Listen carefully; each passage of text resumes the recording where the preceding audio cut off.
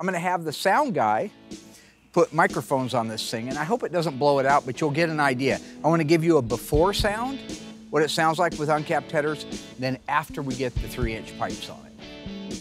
Let's do it. And we're gonna take it over to Goofy's. Goofies. You Goofy.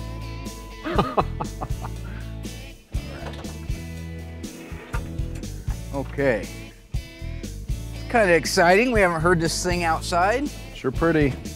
It's a beautiful car, isn't it? Sure is. Gonna be done soon.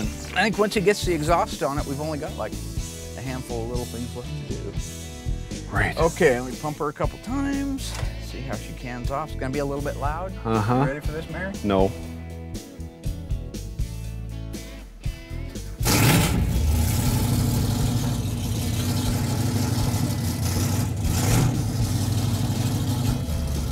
I loved that sound as a kid, but I don't know if I love it as much right now.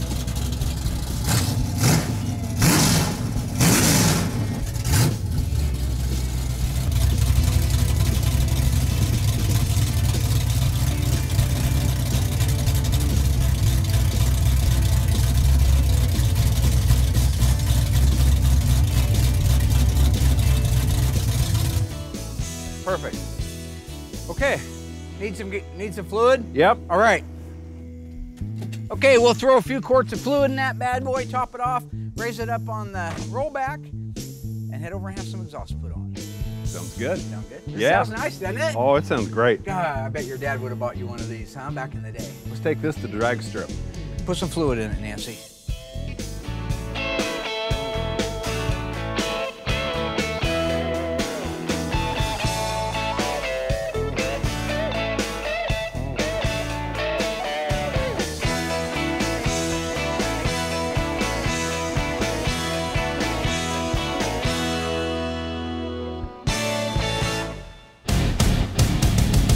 This time on Graveyard Cars, a rarely seen numbers matching 1973 Challenger. It's beautiful. Mark shows us the devil's in the details when you're doing a DIY Daytona. We had to have a company make these for us. These are unique. When Mark's daughter can't report for duty, 4 kids now, and she's got her hands full. his wife suggests some new blood. Why not baptism by fire? Mopar Magic takes metal, mud, paint, and parts. But when fans cry for mud, I see what you write online. he asks Michael to fill in. This is a custom-made piece, so we cannot destroy it. To show the fans that bodywork is more than just mudslinging. Plus, when a cracked block is saved, the pressure is on for Will to execute V5 perfection on a coveted Cuda. You're dealing with high-end cars that need to look perfect. On this episode of Graveyard Cars.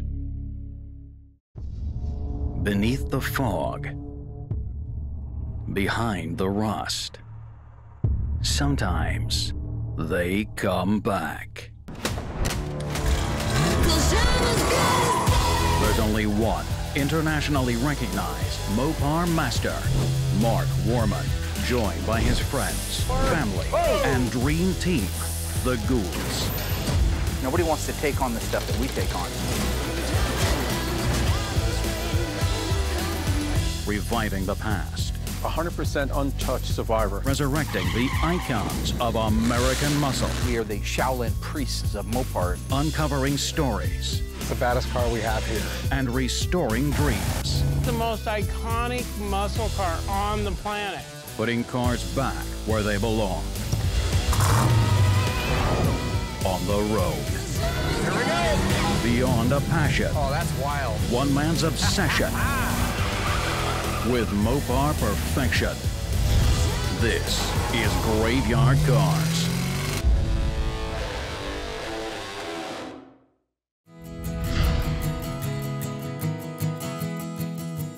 You know, to catch everybody up on our 1973 Dodge Challenger Rallye, that car, when it came to me, had all of the metal work done to it. And the owner who had it done believed it was a good job. He has no reason not to believe that. But when we got it here, we realized that it was a mess. Most of the panels that had been put on had either been put on in the wrong areas, so they weren't the correct fitment, or they were substandard repairs, meaning that you couldn't trust them to hold up in a collision. You wouldn't want to drive it down the road because they were unsafe. So when we started on that car, we had our hands full with metal. It took quite a while to get all of the panels replaced that they had put in that weren't right, as well as stuff that they had missed or that they had used something else over the top of a rust hole that really needed to be patched. So our job was to make sure that that car was perfectly ready to go over to the mudroom and move its way through the shop. So everybody in the Mopar world knows that the 72 to 74 E-bodies aren't, nor will they ever be, as popular as the 70-71s. Primarily, not just because of looks and things like that or exterior cues, but because the last year you could get an E-body with a big block, or a Hemi, which is also a big block, was 1971. So in 72, small blocks were all that were available. The cars began to really get generalized. So a lot of the seat interior, I think even Cuda and Challenger use the same seats in 73 and 4. That's why the 72 to 4s don't demand the same money. They're just not as desirable. Now this car really did come out very pretty. It's funny, in fairness to Jim, the owner, I gotta give him some credit. He pushed on some things that I didn't want. I said, you're butchering it, man. Just let it be, let it be. He wanted the fillers to be black between the bumpers instead of the original gray. And I said, you're taking a real rally car, one of 4,840 or 4,860 made, and it's a numbers car, numbers matching, and you're just doing all this butchery to it. But when I stand back now and look at it, it's beautiful. It is. It has just the right amount of matte black. He didn't want to put the strobe stripes on, so we left those off. So when you set that car out in the middle of the room and you start walking around it, you realize it does look like it's going 100 miles an hour setting still, which is a great look. The ducktail spoiler, which I absolutely fought him on, I gotta say looks pretty good on the car. Overall, it looks good. When Tony was out, we were talking quite a bit about the 72 to 4s not being as popular, but he agreed even when he was here that this particular car really was coming out beautiful. Now, another thing that the owner wanted to do on this car was add air conditioning, and this really worked out nice. We put one of the classic Auto Air retrofit kits in it. Under the hood of this car, it's pretty much original, except for the air conditioning compressor. Old Fred over at Be Cool always just takes my stupid drawings of what the radiator support looks like and what the opening sizes is and what the bolt patterns are, and he'll build me one in the spirit of an original one. I could paint it black, but it's aluminum. This guy didn't care. He kind of liked the idea of it, but you could have painted it black, easy enough. Other than the numbers not being there, and at a glance, you might think that's an original radiator. So when you're looking at the car, remember, this was not a tribute car, it was a real Challenger rally car that he just chose to modify. So when you look at the Rallye instrument cluster, that came on that car. That was standard on this particular one. The sport hood, the J54 sport hood, standard on that package. The cool louvers on the fenders, which I always loved. I had a Challenger of my own that one of the first Mopars I did when I hung my shingle in '85 was a 72 Challenger. And I loved those louvers. I did add the graphics on the side of it. But those look really neat on these cars and give it a bit of a racy look looking down the side. Flip-top gas cap, same way. So overall, this was a pretty darn nicely optioned car. He did go for, I think it was a single outside mirror on the left-hand side originally, but we did the outside racing mirrors in chrome. But the rest of the trim and the ornamentation, other than the things I mentioned, are 100% factory. The interior of these cars definitely is a strip down in the way of luxury from the 70 and 71s. Like you couldn't get leather interior after 71 on these cars. Same seat kits that you'd see in a 73 Challenger, you see in a 73 Cuda. But it looks nice, right? It's a very utilitarian type of interior. It does have the Rallye instrument cluster, tinted glass because it's an air-conditioned car. We want to make sure all that stuff was right on it. Just because you're adding a few things to a car doesn't mean you get away from the spirit of originality. So when you open the trunk on that car, it's got a correct spare, it's got a correct jack, it's got a brand new filler neck for the fuel, it's got the jacking instructions, the rubber mat, all the provisions inside there that tell you the trunk assembly is correct. And that's the way it looked when you popped the trunk on a dealership floor in 1973. So all that being said, you stand back and you look and you've got a gorgeous 73 Challenger Rallye with some modifications to it, but acceptable modifications that you know is done right, gorgeous, and ready to go home.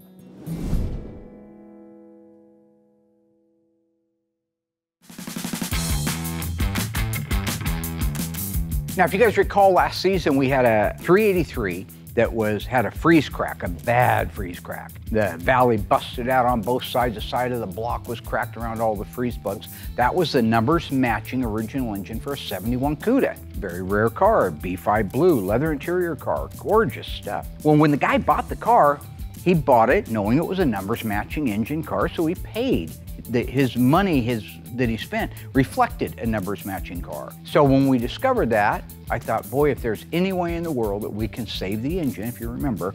So we sent it out to the guys in Portland who just went to work on it, and it was a long story, and it's an old episode, you should watch it. But we were able to save the numbers matching engine for a very, very rare and very beautiful and very good 1971 Cuda 383 automatic. Once we determined that we were able to fire up the engine and it ran and it held fluids, other than Dougie's little mishap, we sent the car over to Will and let him continue on his path.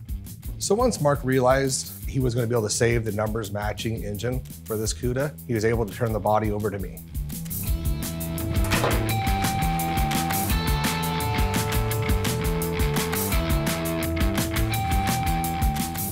You know, one of the nice things is when you get a car back from the dipper and the metal's pretty good.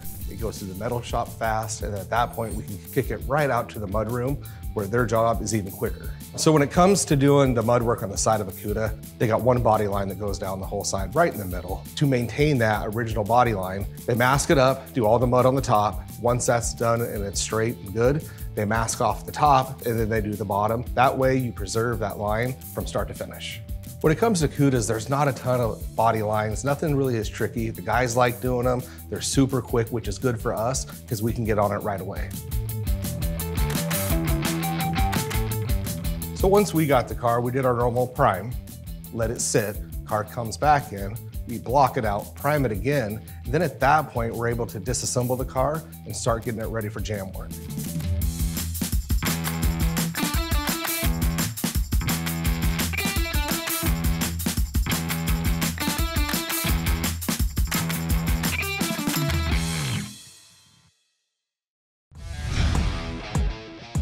So our 69 Daytona tribute car that I introduced last season, we went over the modifications that had to happen to the fenders, to the 70 Charger fenders, the cuts on the bottom to be able to allow the valance to go into place, very important. The correct diameter hole size on the tops of the fenders, they were real holes on the Daytona where they weren't on the Superbird later. The scoops were more for looks. The correct mesh pattern on the grills that went into those holes, and the fitment of how all those things work together with a nose cone, with the valance, with the fenders all bolted onto a 69 body. All those pieces are in place.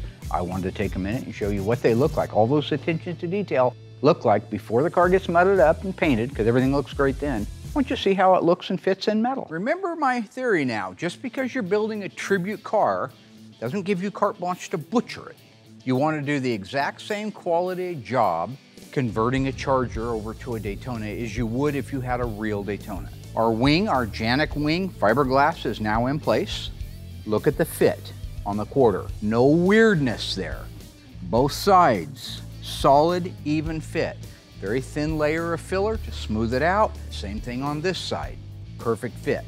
You know, one thing that I am impressed with is the Janik reproduction parts. If you go back to the Superbird that we did, the Hellbird, with the Hellcat in it for SEMA 18, I think it was, 17 or 18, 17. You know, all that stuff fit really well. It's a lot of work to get it to fit really well. Well, even in just a few years since we bought a kit from them, a lot of the mentions that we made to them back then, they made those changes. And so Shane was saying a lot of this stuff fits pretty darn good. And it's evident when you look at it. Look at how all of the fitment on these parts is. The trunk lid has been converted. He's got a little bit of primer on it. As you can see, it's about 9 inches shorter than an original one. When it goes up, it's not hitting the wing. We put it exactly where a factory Daytona was. Remember now, not long ago, we restored the Daytona that Tony and I were on the fence about whether or not we would restore it. So that car was that original. We had that as a template for everything we use on this Daytona. So the fitment, the height, all of that stuff is documented to be the way that we have this one. Something to point out is these hinges. We had to have a company make these for us. These are unique. On a Superbird, the sister to it, the stopper for the hinge that keeps it from going up too far is welded to the body. On a Daytona, if you look here, right there, you'll actually see that it's welded to the hinge. These are duplicates of the original Daytona hinges that were used. This filler piece at the front of the trunk lid, now that is identical except that it's fiberglass instead of steel. But if you look at my pictures of the original one, you'll see every conceivable detail was taken into account, including this huge gap over here. Look at my original one. You'll see a big gap. We didn't want it to look different. We wanted it to look like a Daytona. It has the gap. Trunk floor, of course, is just a Charger trunk floor until you get out here to the ends where the brackets are. These are replicas of the original brackets that you can look at our Daytona and see that they're replicas. The only thing is these need to be painted black still. Following that OEM pattern on the Daytona that we took apart for the Waltons, the bolts went from the bottom up, just like on this one. But that doesn't mean they all were. Remember, these cars were sent out to creative industries where they were converted from a Charger to a Daytona. So maybe Billy Bob that was doing it this day stuck them up from the bottom. Maybe the next guy does what he thinks is right and puts them in from the top. There's no reason to believe there was one way or the other, but we have documented proof that they were from the bottom up, so that's what we did. If you look underneath here, you'll see the wing washer. These wing washers are made of fiberglass versus the original steel ones, but they're in the exact same location. If you look at the original pictures, you'll see all of the hardware, the locations, the fit, and the finish are identical to a real Daytona. Even take a look at these oddball Highland bolts. They go, why would they put Highland bolts in the trunk hinge? Well, you're gonna have to talk to Walter P. Chrysler because I don't have that answer.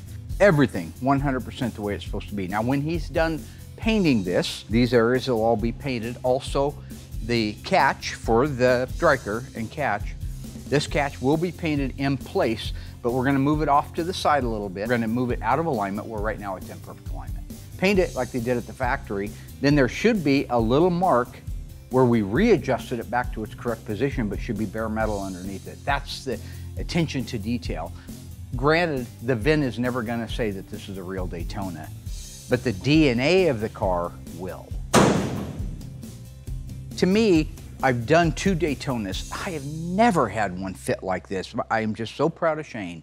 So when you stand back now, other than the vehicle identification number, the front end of that car looks like a Daytona Charger, and it's right for a Daytona Charger. Huge kudos to the guys that did the metalwork, Jason and Josh and Shane. It came out perfect. They are real craftsmen.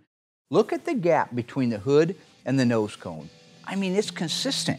He shaped it. He's gone beyond whatever the factory would have done in the day or creative industries. Same thing on the fender. It's beautiful. This thing puckers out just the right amount. You look down here, it has a beautiful, just look at that side fit on the nose cone to the fender. Look at the valance to the fender fitment. There's no Daytona, I promise, anywhere in the world that has been put together with a better fit than that. And these are aftermarket replacement fiberglass parts. Headlight assemblies, functioning, except of course they're going to be vacuum operated when we're done. But look at the clearance up through there, great clearance. Nice reveal around the headlight opening. We've got our center grille section, lower valance. Everything on this front end of this car looks like 1969 Daytona. And that's our goal, right? That's what converting one right looks like. So at the end of the day, the metal guys did a fantastic job on the Daytona. I signed off on every corner of it and was able to ship it out to the mudroom.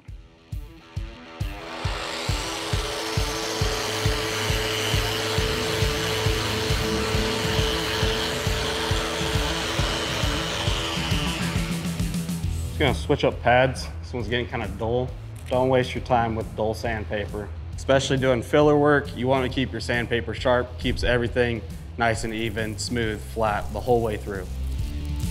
And shoot up a bunch of sparks, isn't gonna grind it all out, and so on, and it allows you to kind of really get into some of these welded areas without cutting up your weld. Once we got the car kicked out to the mudroom, Michael, our lead guy out there in the mudroom, took over on it. Michael's been with us quite a while. If you looked at the black cars that we've done, the 71 Cuda, the 69 Hemi Charger, quite a few of the cars over the last 3 years he's done the work on. He does beautiful work, whether it's a black car, white car, or yellow car, does phenomenal work.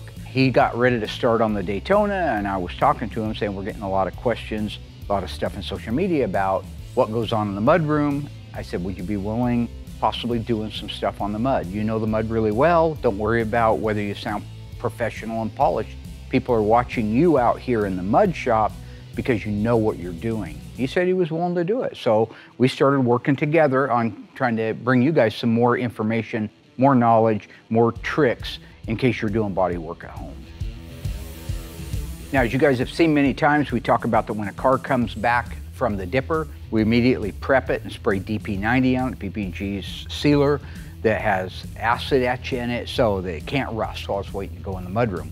Well, what happens once it goes in the mudroom? We have to strip that stuff back off again anywhere we're going to be applying fillers. So right now, Michael's getting ready to do all the grinding, all of the preparation work for the areas he's going to show you that he's working on. I don't really want to shred into it too much because this is a custom-made piece, so we cannot destroy it. So what Michael's prepping out to do now is to use the fiberglass composite material. It is a plastic and a fiberglass designed to go over the top of fiberglass and over the top of metal, but it'll bridge that gap where the rear window filler, fiberglass, meets the body, which is steel, and it will keep moisture from being able to come up through it, because that's one of the nice things about this product. It will not absorb moisture or let it into it, where regular filler will. This actually will hold it out. It also, because of the long strand fibers, will make it strong, solid, maybe even more solid than if it was all metal. Now we've exposed this rear window, and you can see here a little bit of this metal edge right here popping through. That is the fin to the Charger. Looks like a beautiful single piece. You can see here, this is the seam for the quarter. We're gonna go ahead and fill this as well, and that'll completely fill this in, and then we'll skim coat over it all. So when you see him masking an adjacent panel, there's a reason for that. It's cleanliness. It keeps you from getting the slag, the fiberglass slag or the mud filler slag on everything around it. It also gives you a really clean edge. If you take that tape off, right when the product is beginning to set up, you can have a beautiful edge that needs very little work on it.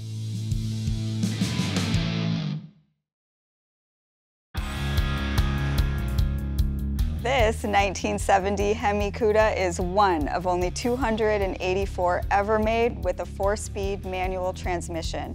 Not only is it all numbers matching and loaded with options, it's also the subject of this week's autopsy report. So I am happy to announce that the autopsy reports are back. My daughter's not doing them this season just because she's at home. She's got 4 kids now. 3 of them are at home and she's got her hands full, and I love her and I know she'd be in here in a New York second if we needed her. However, I'm having a little mercy on her this season. My wife, God rest her soul, now she's still alive, had the idea the other day. I was saying, I got to get somebody to do the autopsy report. So we ran tape on a couple more people here we thought would work. Didn't work out so well. Didn't work out, and I wasn't going to waste your time with it. Then she says, how about Annie? Little Annie in the office, little tiny Annie, about 1 foot tall, right? Annie does our social media. She's just as sweet a kid as the day is long. She wanted to do it, but she was very nervous about it. I said, everybody's nervous. If you look at some of those audition tapes, some of them never get over the nervousness. I believe that you will. So when she committed to doing the autopsy report, I thought, why not baptism by fire?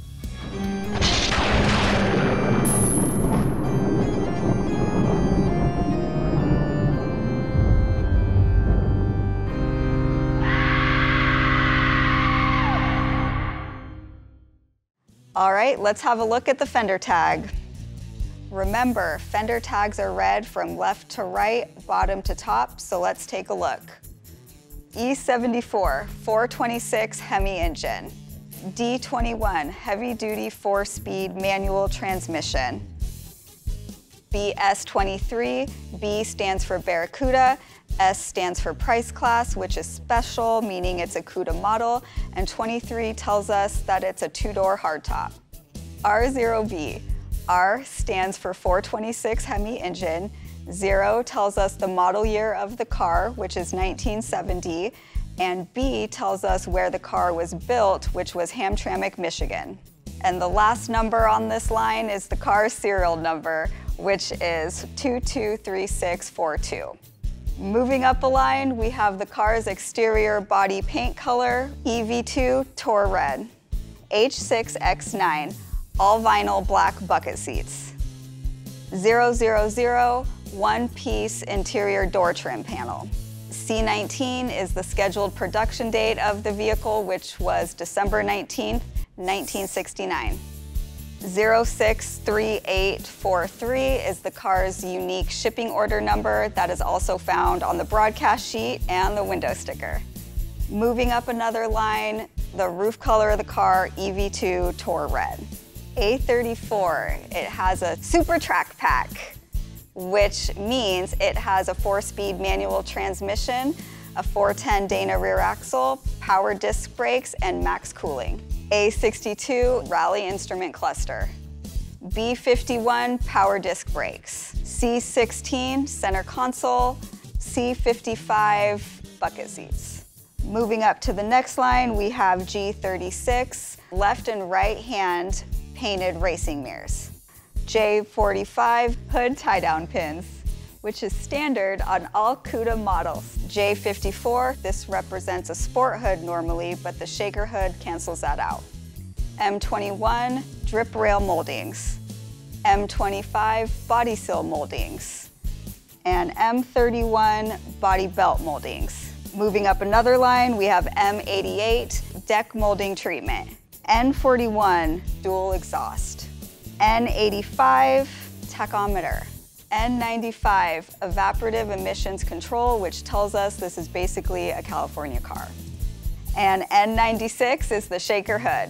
Moving up to the next line, we have N97, the noise reduction package. R11, AM music master radio. Y05, built to US specifications. And 26 represents the 26-inch radiator that comes with the max cooling package. And last but not least, we have EN1, which represents the end of our sales codes and the end of this week's autopsy report.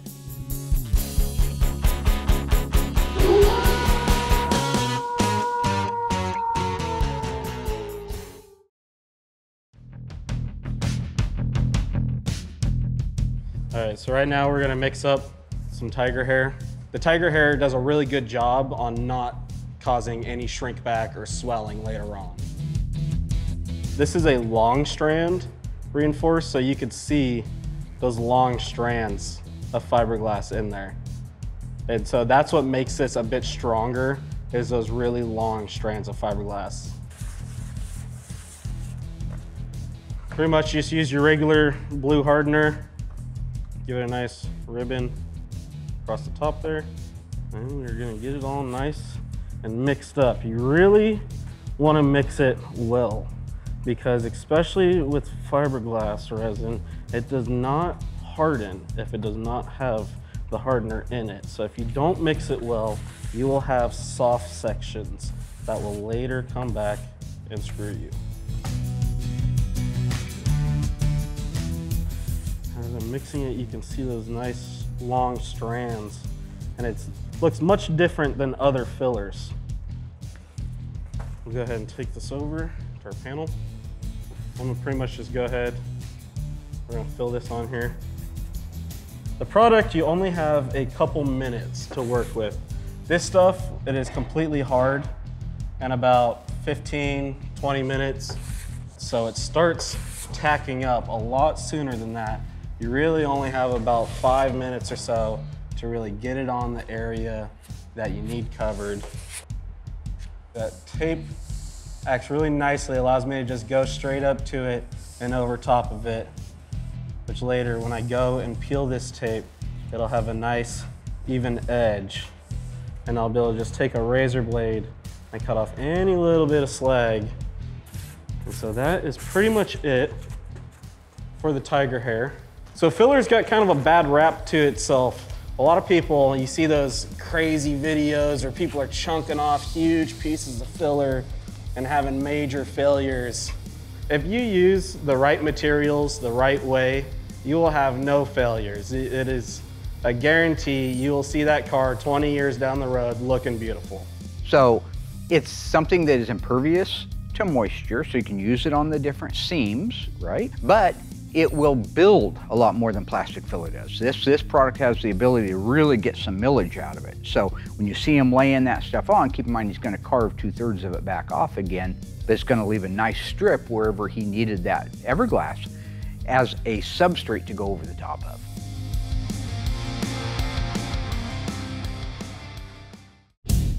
Still to come, GYC's Mud Master Michael continues to dish out the dirt for our fiendish fans. You really want to utilize that time because this stuff gets harder than concrete. And with the numbers matching engine for our B5 Blue 71 Cuda successfully delivered from disaster, the Cuda can confidently continue into the paint booth to show the world why Will Scott gets paid the big bucks. Honestly, this doesn't have to be done by 5 o'clock. Finally, find out what happens when Mark's cousin Doug forgets about the cameras. I'm not gonna tell you something wrong with the guy. When Graveyard Cars returns.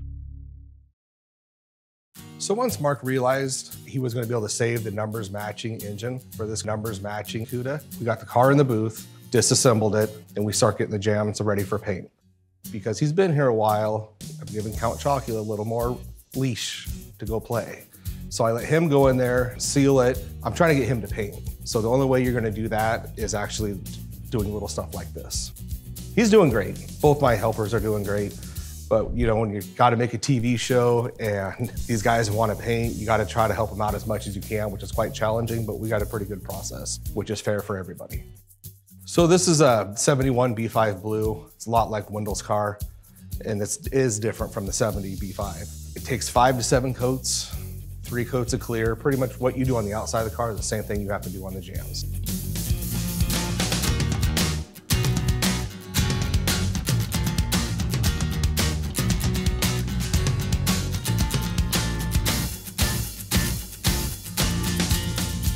It's more of a kind of a challenging color. That metallic really wants to come out modelly, kind of blotchy, but everything came out great. And then we'll let it sit for a couple days and then put the car back together.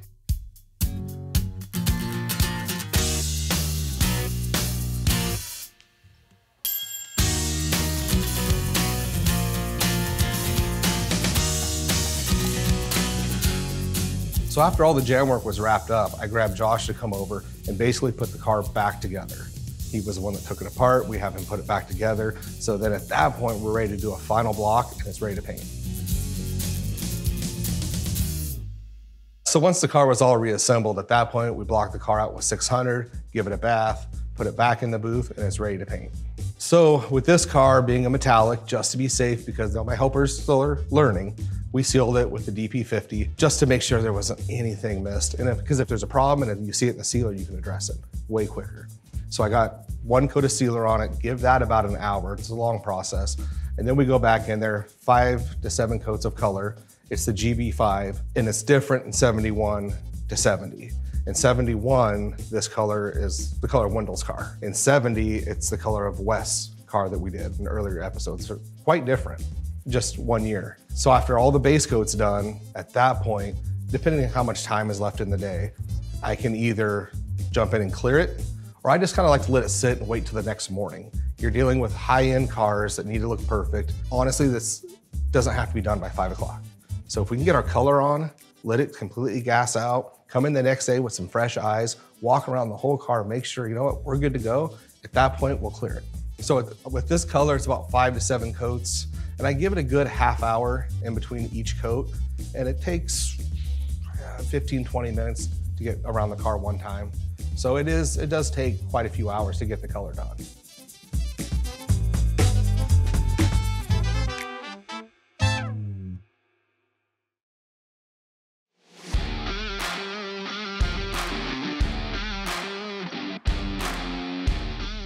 Now that I've got this filled in, I'll go and take my DA, sand it, and then any more lows, I will come back through and fill those after, because you can always come back.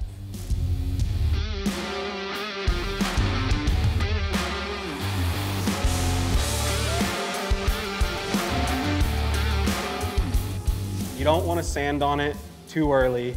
You'll pull it straight off of the panel. But you can And I do recommend sanding it once it has tacked up enough that you can go ahead and touch it and it's not doing anything. Once it's starting to tack up, you really want to utilize that time because this stuff gets harder than concrete. And it is like sanding concrete once it is completely hardened.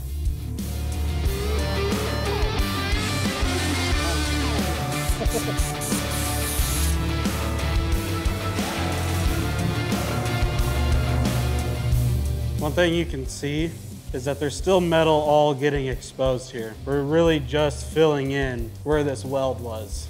We're taking off a lot of what we put on already. Now the main reason that Michael's using the DA right here, in case you guys are wondering, he's not block sanding it like we would if we needed to get a car flat. He's trying to take the bulk of the material off. Why waste your hands? Why waste all the energy when what you really need is just to kind of do a rough carving of everything. DAs work great, they're fast, you can keep the paper aggressive on there, you can use 3640 grit if you want to. At this stage, wouldn't want to do it later, but at this stage. And so when you see him using that, it's not that he's taking any shortcuts, he's just taking the path of least resistance and using a power tool in the proper way.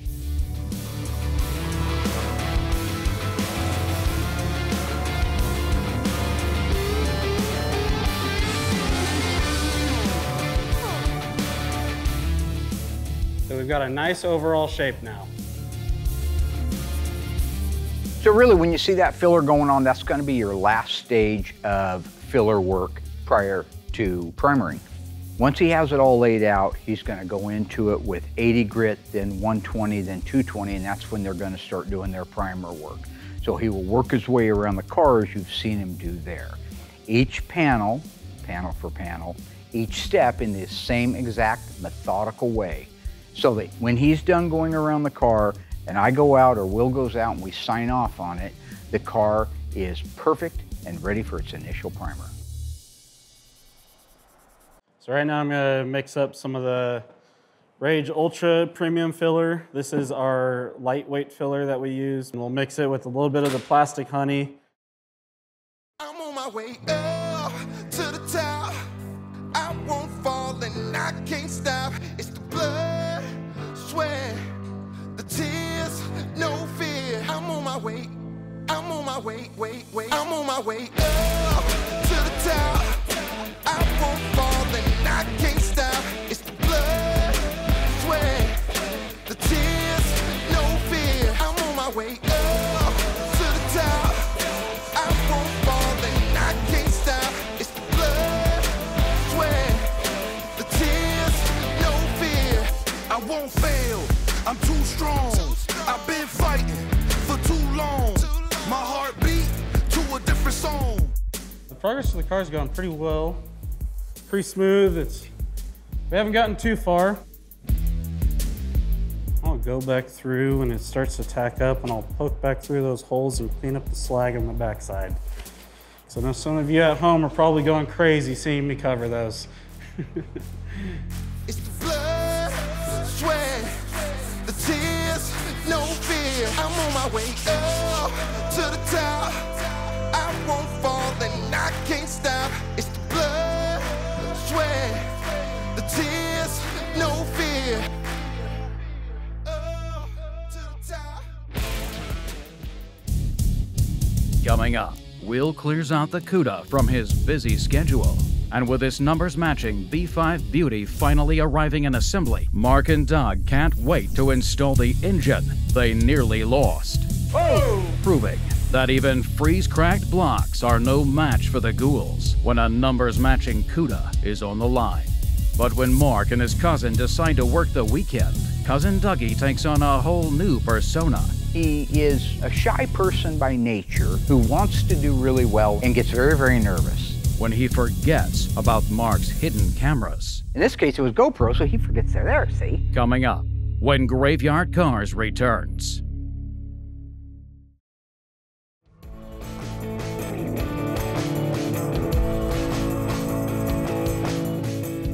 So with this car, we let it sit overnight. You come in the next morning, camera crew's ready to go, everyone has their coffee. I've already walked around the car to ensure that it's good. So at that point, we walk in the booth, I do 3 coats of clear, the 2002 clear, great product. 65, 70 degrees, you know, a half hour in between each coat, and then I'll do all 3 coats, and then I walk out of the booth.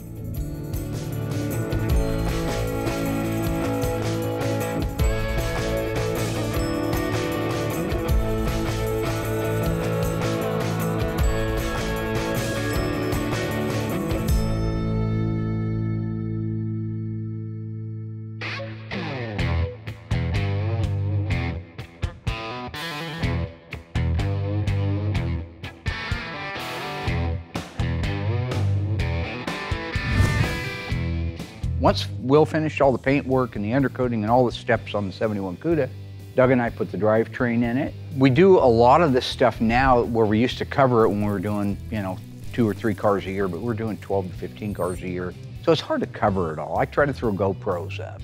To just give you an idea or a sense of what's going on behind the scenes and kind of keep you up with the car, because the next time you see the car, it'll be out here in the assembly shop and we'll be doing all the final steps on it. Just a reminder that we always install the rear end first in these cars when we're doing them on the bin pack lifts. That's because if you were to put that K-member with the engine and transmission in the front first, without that counterbalance in the back, there's a pretty good chance the car would tip forward. We've seen it, we know it can happen. So we always start by installing the rear suspension. So you have your axle already built out. It's got the rear sway bar in this particular case, which is standard on the Cudas other than the Dana. It's got all the brakes, all the lines, everything's on it. All we have to do is install the leaf spring perches at the front, shackle mounts at the back.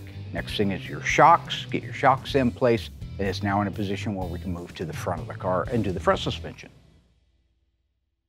I would like to clear the air about Dougie being from another planet. Dougie is not from another planet. I know I started the rumor. Anybody who believes that's got issues anyway. Something's wrong. I'm not gonna tell you something ain't wrong, something wrong with the guy. And it magnifies by a factor of 10 when the cameras are on. So sometimes you'll see us just working underneath there and say, well, where's all the chicanery? Where's that? Well, we don't manufacture that stuff. It's just, all you have to say is action. In this case, it was GoPro, so he forgets they're there, see? So we move along very smoothly. We're able to get to the front suspension. We're able to put all the pieces in. Nothing is forgotten. Like sometimes he gets crazy and we'll be rolling a car on the rollback to move it down to the storage, and I'll find out that there's no lug nuts on the wheel because he saw the camera and he got sidetracked. He is a shy person by nature who wants to do really well in the show and gets very, very nervous. So at the end of the day, he's a phenomenal mechanic. He's great on the show. Everybody loves, oh, they like him a lot more than they like me and my big mouth and my big ears and my goofy looking eyeballs and all the things. I see what you write online. You think I don't read it? I do. I just don't comment back on it. The point isn't my hatred and contempt for those people. It's that my cousin is a good guy and does a fantastic job. So installing the front suspension, we've done 100 of them. We didn't even show very much on it, but the installation of the K-member, which already has our engine and our transmission in place, 4 K-member bolts hold it there. Back at the back is a transmission cross member. There are 4 cross member bolts that go front to back on the cross member itself, plus the insulator bolts. That puts it in place. Then we just have the upper control arms and shocks to make the connections. Torsion bars have to be slid into place before that, by the way. Then we can put the wheels and the tires on it, lower it down, and set it out in the middle of that room. And when you stand back at the end of a nice 8-hour day and you look at what's happened in the last couple of weeks and setting out in the middle of the room, standing tall, knowing that this car is almost back to complete life form, makes everything we do at Graveyard Cars worth it. Everything.